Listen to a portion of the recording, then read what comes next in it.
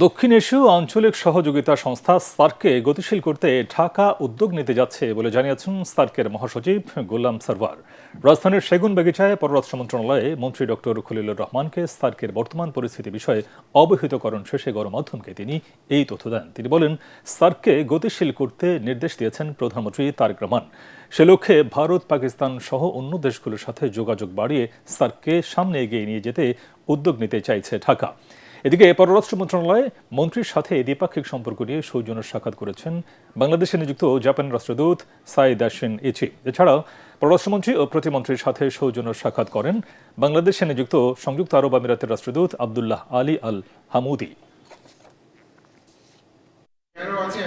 নতুন সরকার দায়িত্ব গ্রহণ করেছেন, আপনারা জানেন তাদের ইশতেহারও আছে এবং প্রতিটি ক্ষেত্রেই উনি আমাদের যে মাননীয় প্রধানমন্ত্রী তারেক রহমান সাহেব উনি বলেছেন বিভিন্ন পর্যায়ের যখন সার্ককে অতি ভীষণভাবে গুরুত্ব দিয়ে আবার এটাকে আরও বেশি করে গতিশীল করে তোলা।